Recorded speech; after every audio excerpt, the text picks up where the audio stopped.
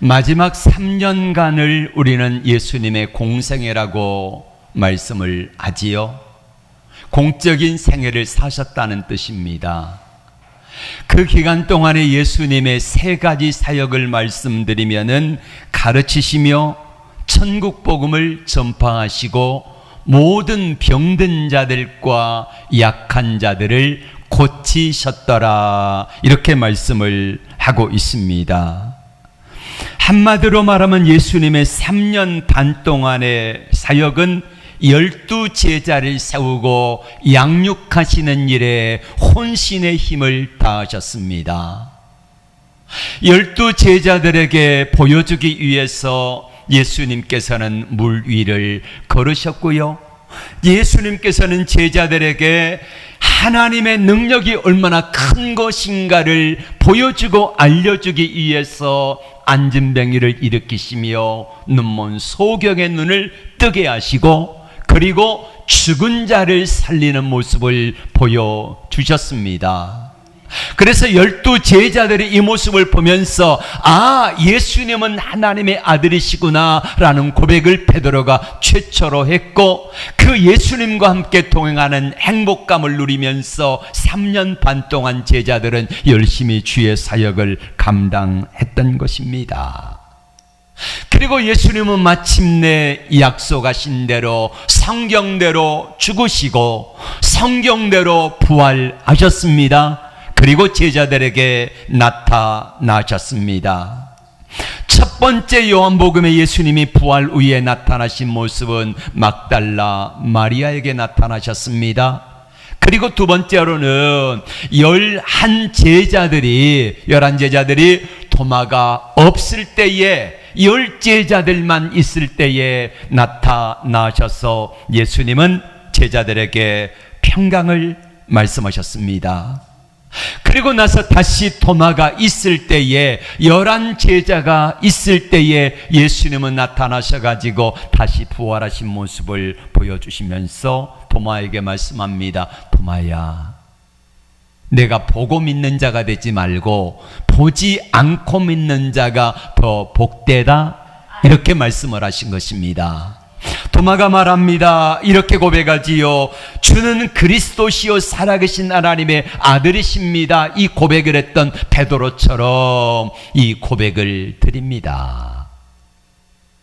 그리고 예수님께서는 제자들에게 다시 말씀하십니다. 갈릴리로 올라가라. 내가 거기서 너희를 볼 것이다. 그래서 11제자들은 갈릴리로 올라갔습니다. 갈릴리에 올라가서 예수님이 나타나시기를 기다리고 있는데 지루하기도 하지요. 그리고 여러분 한번 생각해 보세요. 갈릴리 촌동네니까 다 소문날 거 아니겠습니까? 예수님의 제자라고 따라다니더니 예수님이 죽어버렸대. 못 쫓는 개라 그러잖아요. 예. 그처럼 지금 제자들의 상태가 마음이 공허합니다. 그리고 여러분, 베드로가 예수님을 3번 모른다고 저주하고 맹세하고 부인했지 않습니까? 수제자 베드로가 그런 모습이에요. 부활하신 주님이 2번이나 나타나셨는데 그럼에도 불구하고 제자들의 마음속에는 여전히 어둠 가운데 있습니다. 그렇게 예수님의 3번째 나타나시기를 간절히 기다리는 가운데 아마 저들은 기도했겠지요. 말씀을 듣고 찬양하고 예배도 하면서 하나님 앞에 예수님이 이 땅에 다시 3번째 부활하신 모습으로 나타나시기를 기다리고 있었겠지요. 그런데 예수님은 감감무소식입니다. 안 오세요. 그때 한 제자가 말합니다. 나는 고기 잡으러 갈란다. 그랬더니 옆에 있는 제자들 11제자들 가운데서 17명의 제자들이 같이 가겠다 해가지고 따라 나섰습니다. 베드로, 안드레, 야고보, 요한, 도마, 그리고 다른 2제자, 이렇게 7명이 따라 나서 가지고 배 그물을 내립니다. 근데 그날 밤에 한 마리도 잡지 못했어요. 여명이 돋아 올라옵니다. 저만치 있어 밖에서 누가 그럽니다. 여보시오, 고기 좀 많이 잡았어. 말도 마시오. 한 마리도 못 잡고 허탕만 쳤어. 근데 그때 다른 음성이 또 들립니다. 배 오른편에 그물을 던져보라고. 배 오른편에 그물을 던져보라고. 그래서 제자들은 그 말을 어떻게 받았는지 모르겠지만은 하여간 배 오른편에 그물을 던졌더니 뭐요? 153마리의 큰 물고기를 잡았더라 라고 성경은 기록하고 있습니다. 그때 예수님의 사랑하신 제자 사도 요한이 말합니다. 저 말씀하시는 분이 예수님이다. 그러니까 베드로가 겉옷을 벗고 있다가 일할 때에 겉옷을 벗고 있다가 다시 옷깃을 여미고 그리고는 한 100m 되는 그 거리를 바다로 뛰어내려가지고 수영해서 예수님께 왔습니다. 그리고 다른 제자들이 그물을 끌어가지고 큰 물고기 153마리나 잡아가지고 이제 내려왔을 때에 예수님께서는 거기에 숯불, 모닥불을 피워놓고 그리고는요 떡을 굽고 계셨어요. 바로 여기까지가 오늘 본문의 내용입니다. 여러분, 예수님이 갈릴리에서 보자고 부활하신 예수님을 2번이나 보았으면은 11 제자는 끝까지 주님의 말씀을 붙들고 기도하며 예배드리며 하나님 앞에 그렇게 해서 예수님이 다시 3번째 나타나실 것을 간절히 기다려야 되지 않겠습니까? 그런데 물고기 잡으러 간 거예요. 왜 갔을까? 여러분, 다른 제자들은 몰라도 도마라고 하면은 이렇게 말해야 되지 않겠습니까? 베드로 형님, 지금 우리가 한가하게 고기나 잡으러 갈 때입니까? 지금 기도해야지요. 이렇게 적어도 도마라면 말해야 되지 않겠습니까?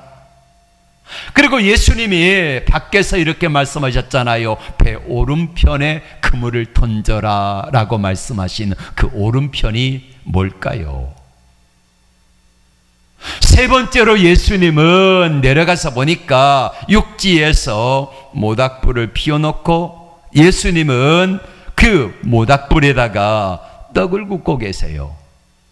그리고 잡은 생선을 가져오라 그래가지고 생선을 구워서 제자들에게 주시는 이유가 뭘까요? 믿음이 뭡니까? 우리가 믿음으로 살아간다고 하는데 믿음이 뭘까요? 믿음은 무엇인가를 결정해야 될 때에, 결단해야 될 때에 주님의 말씀 편을 붙드는 것이 바로 믿음인 줄로 믿습니다. 우리가 무슨 선택을 해야 될 때에, 우리가 결정을 해야 될 때에, 이것인가 저것인가 양자택일을 해야 될 때에 믿음이라는 것은, 믿음으로 산다는 것은 바로 주님이 원하시는 뜻을, 주님의 말씀에 원하시는 뜻을 알고 그 편을 선택하는 사람이 뭐예요? 믿음의 사람이라는 것입니다. 한번 생각해 봅시다. 왜 제자들은 물고기 잡으러 갔을까요? 우리는 합리적으로 이런 생각을 해봅니다. 공부하다가, 모여서 기도하다가, 말씀 듣다가 아마도 좀 쉬는 시간을 갖고자 했겠지요. 네. 그래서 물고기 잡으러 갔을 수도 있고, 여러분, 평소에 예수님이 생존해 계실 때는 많은 성도들이, 여자들이 자기 있는 재산을 팔아가지고요 예수님을 섬겼습니다. 그러다 보니까 12 제자와 예수님이 먹을거리 문제는요 해결이 된 거예요. 그런데 예수님이 부활하시고, 아니 예수님이 죽으시고 나자 그 예수님을 따르던 무리들이, 예수님의 제자들을 섬기던 사람들이 거의 다 없어져 버리고 만 거예요. 두려우니까, 무서우니까. 그렇게 해서 예수님 주의하는 사람들이 없었습니다. 그래서 제자들은 먹고 사는 문제에 직면하게 된 겁니다. 고기 잡지 않으면 안 된 거예요. 그래서 물고기 잡으러 가는 거예요. 우리가 믿음으로 살아간다는 것은 우리는 이 세상과 세상 사람들과 함께 같이 더불어 살아가는 거지 않습니까? 우리가 세상을 멀리 떠나가지고 달나라에 가서 살 수 없지 않습니까? 여전히 직장 생활도 해야 되고 먹는 문제가 생길 때에 우리는 어떻게 해야 될지 많은 고민들을 하며 살아가고 있습니다. 이 먹는 문제 때문에 믿음을 지킨다는 게 그렇게 썩 만만치만은 않다는 말입니다. 힘들고 어려울 때도 있습니다.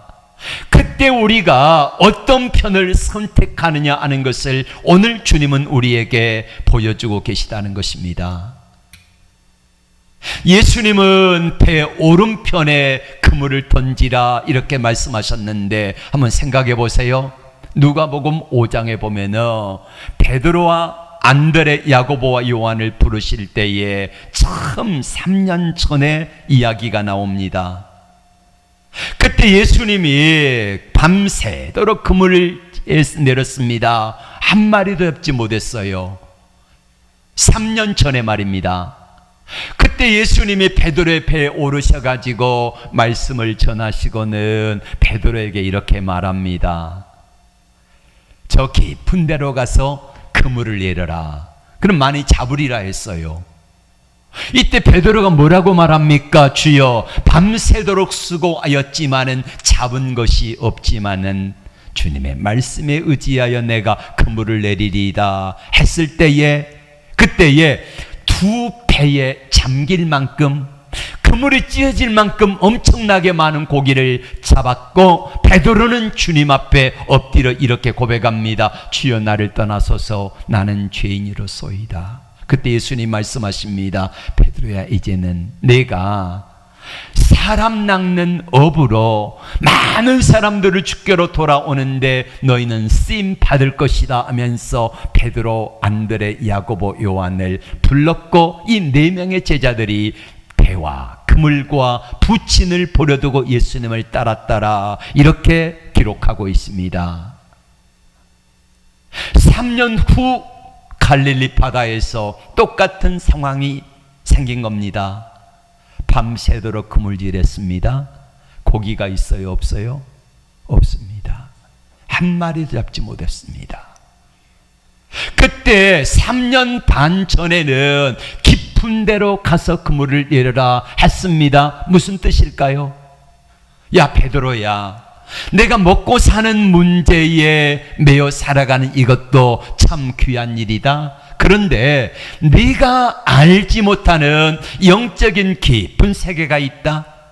너 내 일 좀 해보지 않을래? 라고 하신 말씀이 누가복음 5장에 나오는 깊은 데로 가서 그물을 내려라 하는 장면입니다.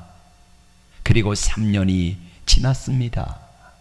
예수님이 십자가에 못 박혀 돌아가 죽으시고 부활하시고 두 번이나 제자들에게 나타나시고 이제 세 번째 갈릴리서 보자 하시면서 나타난 예수님께서는 다시 이렇게 말씀합니다. 야 베드로야, 배 오른편이다. 오른편, 내 편이다. 말씀의 편이다. 어떤 상황 가운데서도 내가 선택해야 되는 것은 왼편이 아니라 네 생각이 아니라 내 생각이고 네 뜻대로가 아니라 내 뜻대로고 세상의 어떤 수단과 방법이 아닌 내가 주는 말씀의 편을 택하면은 너는 물고기 걱정 안 하고 살게 해줄게. 어떤 어려움 가운데서도 내가 이기게 해줄게. 이게 바로 배 오른편에 그물을 던지라 하는 것입니다. 그래서 베드로는 물고기 잡으러 갔을 때의 실패와 그 좌절과 낭망함의 상황을 바로 오른편으로 이기는 법을 우리 주님은 가르쳐 주신 거예요. 그리고 예수님께서는 무태에 올랐더니 뭘 하고 계셨다 그랬지요? 모닥불, 숯불을 피우고 계셨어요. 여러분, 숯불 하면은, 모닥불 하면은 뭐가 생각납니까? 베드로에게. 베드로가 예수님을 부인했던 바로 그 장소, 그 장면이 되자부처럼 떠오릅니다. 얼마 전에 예수님이 체포돼서 고문당하실 때에 대제사장 가야바의 뜰에서 예수님을 부인했을 때에, 그때에 예수님과 베드로의 눈이 쫙 마주친 거예요.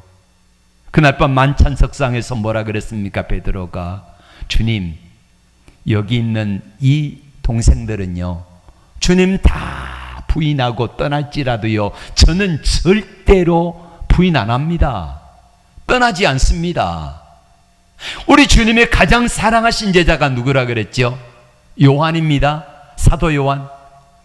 얘는요, 주님 떠날지 몰라요. 그래도요, 저는 절대 안 떠납니다. 야고보요, 얘도 떠날지 모르는데 저는 절대 안 떠나고요, 부인하지 않습니다. 이렇게 맹세했던 사람이에요. 근데 그날 밤에 주님의 말씀대로 닭이 울기 전에, 2번 울기 전에 3번 부인하지 않습니까? 그리고 그 모닥불이 있는 장소를 떠나가지고 밖에 나가서 심히 통곡했더라. 이게 바로 모닥불의 모습입니다. 베드로는 예수님을 모닥불가에서 3번 모른다고 부인했는데, 예수님은 하필이면은요, 바로 그런 모닥불을 피워놓고 계세요. 3번 부인했잖아요. 예수님은 3번 물으세요. 부인할 때 뭐라 그랬습니까? 모른다, 저주하고 맹세하고, 그렇게 난 모른다, 난 저 사람하고 상관이 없다 그랬는데, 예수님은 3번 이렇게 물으십니다. 내가 나를 사랑하느냐? 내가 나를 사랑하느냐? 근데 예수님 물으실 때에 내가 나를 사랑하느냐 하셨을 때에 이름 부르는, 평소에는 예수님이 베드로야 그랬거든요. 반석이라는 말입니다. 반석처럼 흔들리지 않는다는 말입니다. 그런데 예수님은 이때에 바요나 시모나, 바라는 말은 아들이라는 말이에요. 요나의 아들 시모나, 원래 이름입니다. 원래 이름. 원래 이름을 부르시면서, 자, 예수님께서는 더 이상 너는 반석이 아니다는 거예요. 어떻게 반석이냐 이거예요. 그렇게 물으신 것 같아요. 책망하시는 것 같아요. 그때에 베드로가 바요나 시모나 내가 나를 사랑하냐 할 때에 감히 말씀드릴 수가 없어서, 주님 아시잖아요. 내가 주님을 사랑하는 줄을 주께서 아시잖아요. 이 고백을 하고 있지 않습니까? 그렇습니다. 우리 주님은 왜 숯불을 피워놓고 떡과 고기를 거기다가 생선을 잡아가지고 굽고 계셨을까? 물론 추워요. 추우니까 몸을 좀 녹이라고 그런 것도 있겠지요. 밤새도록 그물질했으니까 배고프겠지요. 그래서 떡과 생선을 굽고 계셔서 먹이고 싶으셨겠지요. 그러나 예수님의 숯불의 의도는 그게 아니었습니다. 더 깊은 생각은 예수님이 실패하고 좌절한 12제자의 리더가 바로 베드로인데, 베드로가 세워져야지 12제자들이 온전하게 세워지기 때문에 실패하고 좌절하고 아직까지도 주님 볼 면목이 없는 베드로의 마음을 회복시키기를 원하셨고, 바로 그 장소가 어디다? 바로 숯불이라는 거예요. 그렇게 해서 3번째 부활하신 예수님이 11제자에게 나타나셔서 우리 주님의 사랑의 모습을 보여주셨던 것입니다. 주님이 왜 이렇게 하셨을까요? 예수님은 부활하셨다가 40일간 이 땅에 계셔서 그리고 승천하시는 겁니다. 그럼 이제는 더 이상 예수님이 이 땅에 남아있지 않으신 겁니다. 그런데 예수님의 3가지 사역, 가르치시고 천국 복음을 전하시고 모든 약한 자들과 병든 자들을 고치셨다고 하는 이 사역은 예수님이 누구에게 전해져야 되는 겁니까? 누가 이어받아야 돼요? 제자들, 12 제자들이 그 사역을 이어받아야 돼요. 그런데 베드로를 비롯한 나머지 제자들은 아직까지 회복이 되지 않고 있습니다. 그래서 예수님께서는 시청과 교육을 통하여서 먹고 사는 문제를 너 어떻게 해결할래? 앞으로도 내가 올라가고 나면은 여전히 먹고 사는 문제가 있을 터인데 그 문제를 너는 어떤 방법으로 해결할래? 라고 하시면서 야 베드로야 안드레야 요한아 청년아 사랑하는 본향교회 성도들아 문제를 해결하는 방법은 오른편이다 이거를 말씀하고 보여주고 싶으신 것입니다. 그래서 예수님께서는 바로 그 마지막으로 이제 부활하신 예수님이 세 번째로 나타나신 바로 그 장소가 갈릴리였던 것입니다. 오늘 주님은 오늘 본향교회라고 하는 이 갈릴리 바다에서 저와 여러분에게 찾아오시고 우리에게도 똑같이 말씀하시는 거예요. 먹고 사는 문제 있습니다. 어떻게 먹고 살아야 될 것인지 그때에 우리가 주님 편이 아닌 오른편이 아닌 왼편의 방법을 택하여 가면은 혹시라도 더 많은 돈을 벌 수 있을지 모르겠습니다. 더 편안하게 살 수 있을지 모르겠습니다. 그러나 주님이 원하시는 오른편이 아닌 왼편을 택하여 가다 보면은 그 길은 분명히 어떤 길입니까? 사망의 길이요 망하는 길이라는 것을 우리에게 말씀하고 싶으신 것입니다. 그렇게 해서 주님 편을 택하게 되면 그때의 주님이 역사하셔서 야 오른편이다 했을 때에 오른편에 던졌더니 상상할 수 없는 많은 물고기 153마리의 큰 물고기를 잡게 됐고 제자들은 거기서 주님의 말씀대로 주님의 편을 택하여 가다 보면은 주께서 우리의 먹고 사는 문제와 그리고 우리의 모든 것들을 인도하고 해결해 주시는구나 이거를 깨달아 알게 된 것입니다. 사랑하는 성도 여러분, 그렇습니다. 우리의 삶에도 이런 문제들이 있습니다. 우리 주님은 제자들의 상처를 치유하시고 그리고 제자들의 상처가 아물고 회복되어서 무력감, 죄책감 그리고 두려움 이런 트라우마들을 주님께서는 해결해 주시기를 원하셨고 그 문제들이 회복되었을 때에 그 다음에 사도행전 2장과 3장에 가면은 제자들이 전혀 딴판이 되어지잖아요. 환경은 변한 게 있어요? 하나도 변한 게 없습니다. 여전히 대제사장의 살기와 위협이 계속되었습니다. 먹고 사는 문제는 계속 어려움이 있었습니다. 그런데 환경은 전혀 변하지 않았지만은 제자들이 마음이 변한 거예요. 우리 주님과 바른 연결이 되어진 거예요. 지난주 말씀을 드렸지요. 제자들에게 예수님께서는 2번이나 말씀하셨습니다. 너희에게 뭐가 있을지어다? 평강이 있을지어다. 평강을 에이레네라 그랬지 않습니까? 에이레네는 뭐라고 그랬습니까? 에이로라고 하는 동사에서 나왔는데 에이로라는 말은 연결되다는 거예요. 누구와 연결이 돼야 돼요? 그저 주님과 연결이 되어지면은 자연스럽게 호수에서 연결만 되어지면은 연결된 것이 어디에 연결되냐에 따라서 기름이 호수에 연결하면은 기름이 나올 것이고 생수에 호수가 연결되면은 생수가 흘러나올 것이고 오물이 연결되어지면은 오물이 흘러나올 것입니다. 누구와 연결이 되어지냐에 따라서 거기에 주님과 제자들이 연결이 되고 나니까 말할 수 없는 평안이 왔고, 그 평안을 가지고 세상을 향하여 달려나갔더니 어떤 상황 속에서도 이길 수 있는 능력을 허락하여 주신 줄로 믿습니다. 오늘 주님은요, 나를 회복시키기를 원하십니다. 11 제자를 회복시키기를 원하셨던 주님, 그렇지요. 아마 베드로는 차라리 예수님께서 나를 책망하셨으면 시원했을 거예요. 한마디 듣고 말리면 좋잖아요. 야, 베드로야, 너 참 나쁘다. 어떻게 그럴 수 있어? 너 맹세했잖아. 이렇게 하시면서 제자 베드로를 책망하시며 꾸중하시면서, 야, 베드로야, 다시는 그러지 말아라.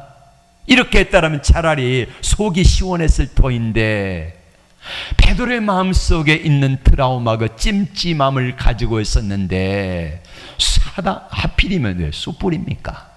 예. 3년 전에는 기쁜 데인데 지금은 왜 오른편이고, 그 숯불을 피워놓고 우리 주님은 거기에서 베드로를 비롯한 11 제자들을 회복시킨 거지요. 그리고 회복된 제자들이 가는 곳마다 놀라운 역사들이 나타났던 것입니다. 사랑하는 여러분, 오늘 본향교회라고 하는 갈릴리 해변에서 오늘 주님은 우리에게 말씀하시는 겁니다.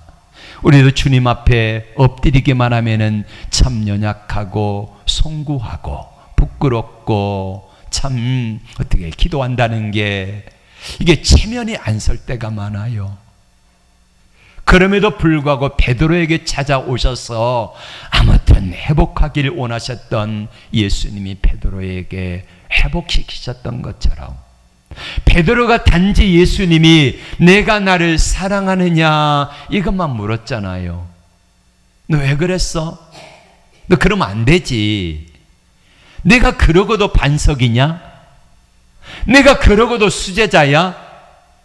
라고 하셨다라고 하면은 베드로는 아마도 마음의 상처가 덧났을 수도 있습니다. 그러나 예수님은 그런 말씀 한마디도 하지 아니하시고요, 다만 베드로에게 내가 나를 사랑하느냐, 3번 그렇게 모른다고 부인했는데 3번씩 점검하고 확인하면서 내가 나를 사랑하느냐, 그리고 나서 주님은 이렇게 말씀하지 않습니까? 내 양을 먹이라. 내 양을 먹이라.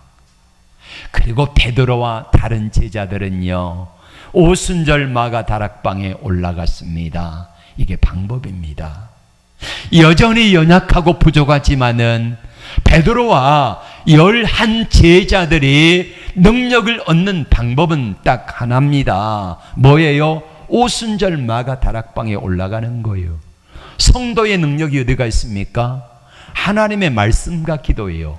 디모데전서 4장 5절에 하나님의 말씀과 기도로 거룩하여짐이라 말씀하고 있지 않습니까? 하나님께서 우리에게 오늘 이 시간에 찾아오셔서 저와 여러분들을 회복하기를 원하시는데, 그냥 말로만, 입술로만 주님 회복하기 원합니다, 이러면 되는 게 아니에요. 예배 자리로 올라오세요. 부지런히 예배 자리에 오세요. 그리고 여러분들이 기도 시간을 마가 다락방처럼 기도 시간을 만드세요. 그래서 기도의 자리에 올라가십시오. 거기 머무세요. 그러면은요, 주님과 거기서 연결이 되어지면 연결이 되어지는 만큼 주님의 은혜와 사랑과 능력이 우리에게 흘러오는 것입니다. 다른데 얻지 않아요. 방법은 주님과 꼭 연결되면은, 우리 주님이 그렇게도 간절하게 회복하기를 원하셨던 그 주님의 능력이 저와 여러분들에게 연결되는 양만큼 우리에게 흘러 들어와서 우리의 삶이 어떤 상황 가운데서도 이길 수 있는 힘과 능력을 넉넉히 부어주실 것을 믿습니다. 기도합니다. 주님, 오늘 우리에게 이 은혜를 주옵소서. 예수님의 이름으로 기도하옵나이다. 아멘. 우리 다 함께 일어나서 이 찬양 드리며 나아갑시다. 그리고 함께 고백하며 기도하겠습니다. 너는 내 아들이라.